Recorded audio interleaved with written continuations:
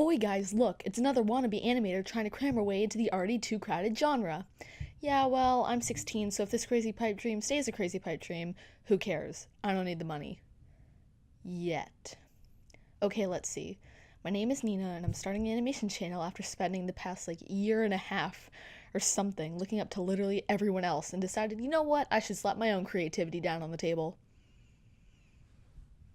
So let's go down the list of stuff I need to get this channel rolling. Number 1, crap toaster microphone. What kind did you use, Jaden? All I have is a toaster oven. Is that okay? Okay, check. Number 2, crappy drawings. Well, I can't tell which side is a palm, so check. Number 3, no confidence. Oh boy, have I been failing that one hard, but don't worry, I'm actually kind of introverted in real life. Big surprise. I know. Well, I guess we'll leave that one where it is and go on to number 4. Number 4, dumb story. I know a lot of people who do these kinds of things are like, I didn't do art in school or stuff like that, but I'm different, kind of. I'm in high school right now, which means I'm not pursuing some kind of animation degree, but taking classes to help me learn how to make videos. I'm lucky in a way because I realized I love making videos in 7th grade. In 8th grade, I took a class called TV/Media Production 1, which deserves its own video, especially the guy who taught that and all the other tech classes at the middle school, so moving on. In 9th grade, I had 7 periods to fill, and 6 of them were core classes, and for my one elective, I chose band, or more specifically, the percussion class. Band is very important to me, and I would not have changed my decision for the world.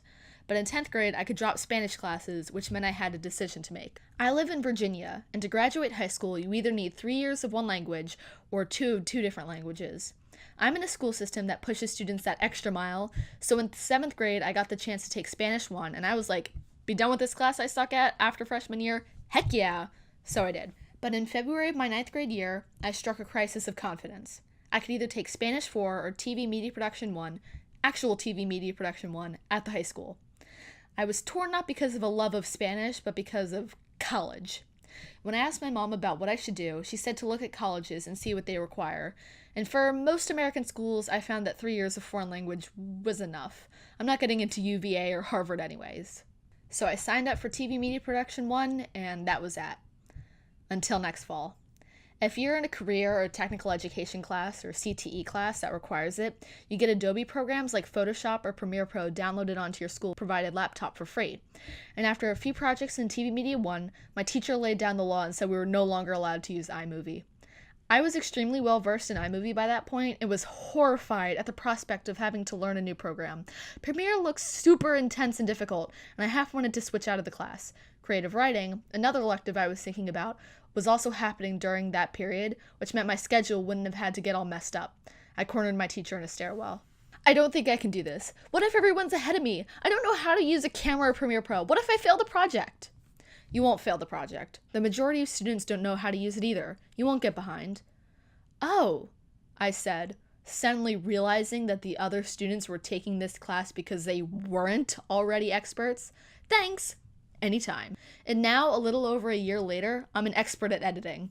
Also taking a class this year that's teaching me Illustrator and Photoshop, and hopefully in the future, Animate or Flash. And, wonderfully enough, this story comes with 2 morals.